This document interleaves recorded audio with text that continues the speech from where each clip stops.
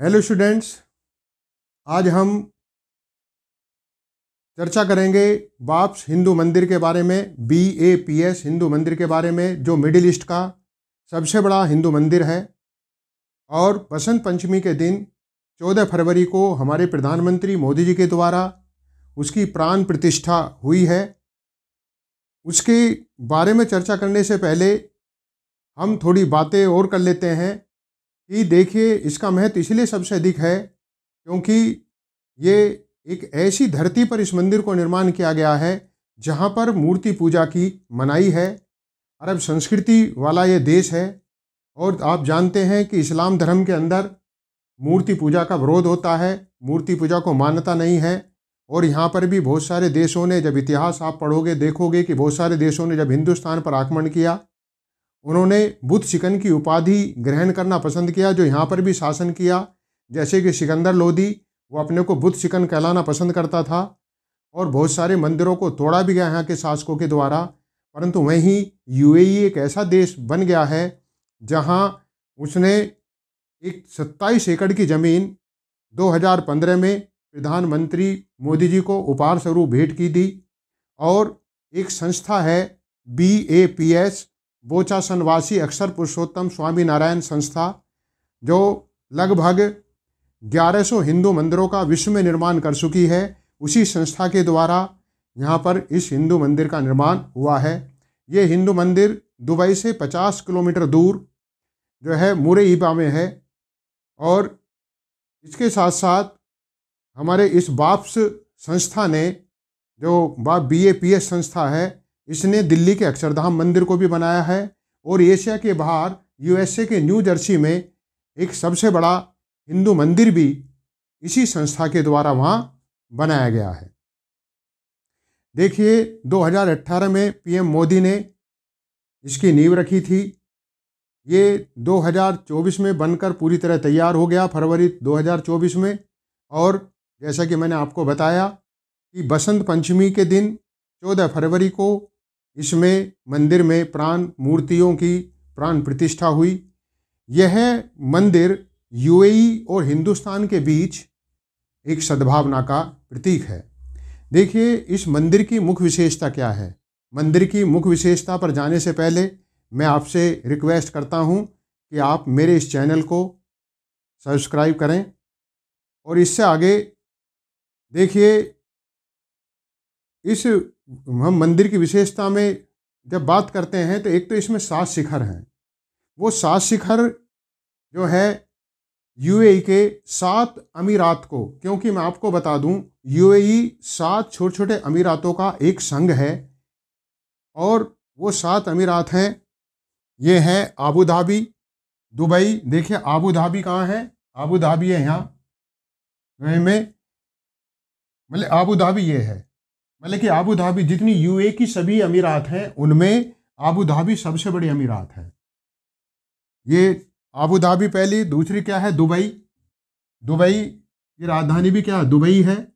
बल्कि पूरे UAE की राजधानी क्या है, दुबई है। इसी दुबई से, यहाँ से 27, मतलब दुबई से 50 किलोमीटर दूर मुरईबा में हमारे इस हिंदू मंदिर का निर्माण हुआ है। और उसके बाद एक तीसरा शारजहाँ। ये शारजहाँ है यहाँ, जहाँ आप जानते हैं जहाँ पे क्रिकेट स्टेडियम है। भारत और पाकिस्तान के बीच वहाँ पर मैच होते हैं, क्योंकि दोनों देश एक दूसरे के देश में जाकर नहीं खेलते हैं, तो इसलिए कभी भी जब भारत और पाकिस्तान के बीच अधिकांशतः मैच होते हैं वो शारजा में ही होते हैं। ये भी एक अमीरात है। और क्या है उसमें, रस अल खैमा, ये भी एक क्या है, अमीरात है। ये रस अल खैमा है। दूसरा क्या है, अजमन, ये भी एक अमीरात है। इसमें यहाँ पर क्या है, ये अजमन है यहाँ बीच में, यहाँ इसको मैं बना नहीं पाया, बता दूंगा मैं अभी। दूसरा क्या है, अल कवन। अल कवन, ये भी अपने में क्या है, एक अमीरात है। और एक है फुजेरह। फुजेरह भी अपने में एक यहाँ अमीरात है। इन 7 अमीरातों को मिलकर UAE का निर्माण हुआ है। और इन्हीं 7 अमीरातों के प्रतीक चिन्ह के लिए इस बाप्स हिंदू मंदिर के अंदर 7 शिखर बनाए गए हैं। मतलब कि वो 7 UAE के जो 7 अमीरात हैं, वो 7 शिखर उनको इंडिकेट करते हैं। देखिए, ये हमारे प्रधानमंत्री मोदी जी ने यूएई की 6 बार यात्राएं की हैं। अब की बार ये 6ठी बार की यात्रा थी। और जैसे कि आप सभी जानते हैं कि जब प्रधानमंत्री मोदी ने देश का शासन संभाला था, तब ये आशा व्यक्त की गई थी कि अरब कंट्रीज के साथ शायद भारत के संबंध इतने अच्छे ना रहें, क्योंकि जो बीजेपी सरकार है वो हिंदुत्ववादी एजेंडे को धार देने वाली है, जिससे कि सभी इस्लामिक कंट्री नाराज हो सकते हैं। परंतु इस्लामिक कंट्रियों ने, चाहे वो सऊदी अरब है, चाहे वो ओमान है, या कतर है, बहरीन है, या यूएई है, इन सभी ने जो है चाहे भारत को स्वीकार कर लिया, क्योंकि उन्होंने माना कि भारत को अपनी भारतीय संस्कृति अपनाने का हक है। जिस प्रकार से हमें अपनी संस्कृति अपनाने का हक है, उसी भारत को भी अपनी भारतीय संस्कृति को तवज्जो देने का हक है। इसलिए इन इस्लामिक कंट्री ने, जो इस्लाम धर्म की जननी हैं, उन सभी ने ये बात तो एक बात स्वीकार कर ली है कि भारत अपनी संस्कृति को बढ़ावा दे सकता है, अर्थात जो भारत की संस्कृति वो हिंदुत्ववादी है, अर्थात उसको उन्होंने स्वीकार कर लिया है। चलिए, जैसे कि मैंने आपको बताया कि मंदिर की विशेषता में हम चल रहे थे कि इसमें 7 शिखर हैं, और ये जो 7 शिखर हैं ये 7 अमीरातों के प्रतीक हैं। मैंने आपको 7 अमीरात के बारे में मैंने बताया है इसमें। देखिए, इसकी ऊंचाई है 108 फीट।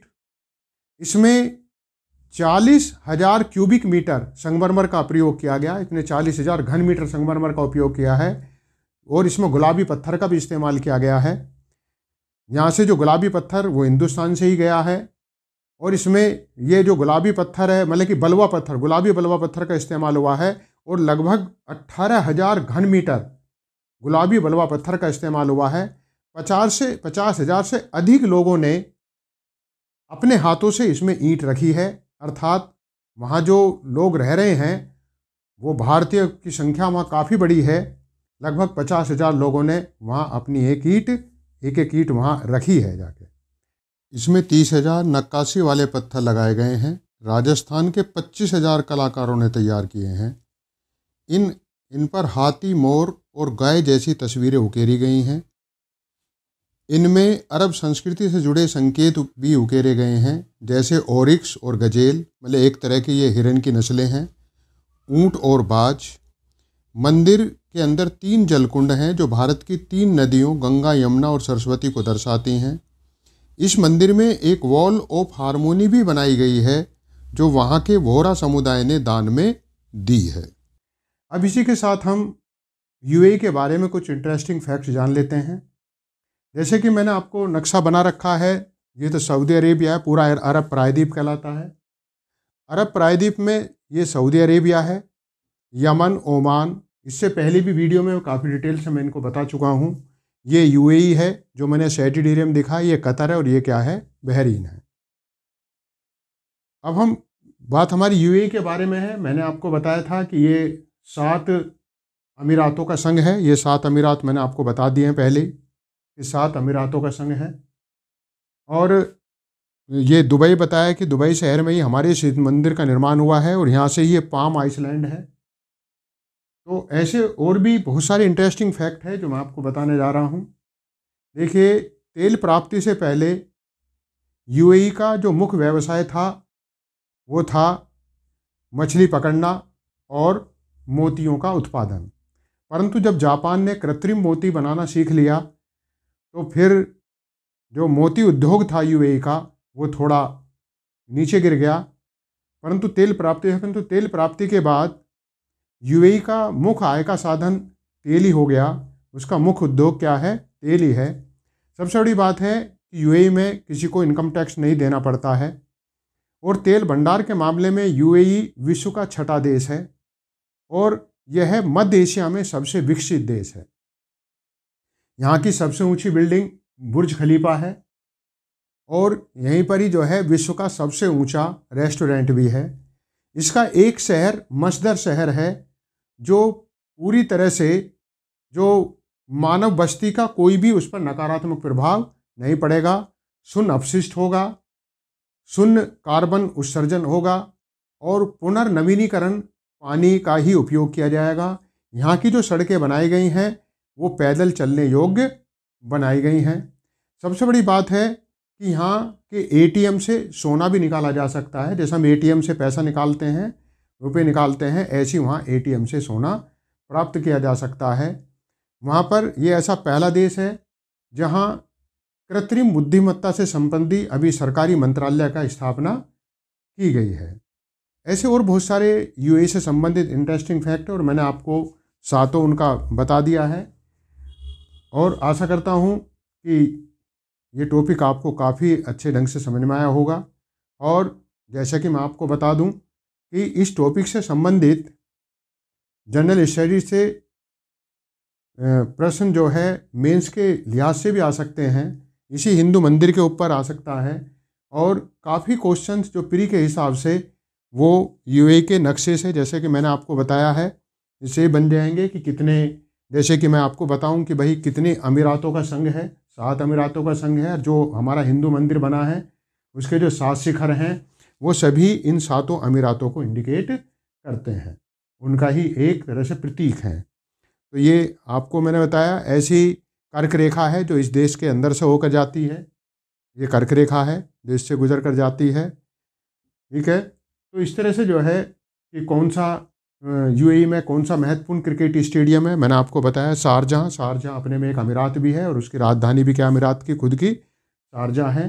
और जो 7 देश हैं, इन 7 देशों से ही क्रमवार जो है इन 7 अमीरातों से ही क्रमवार वहाँ के सुल्तान बनते रहते हैं।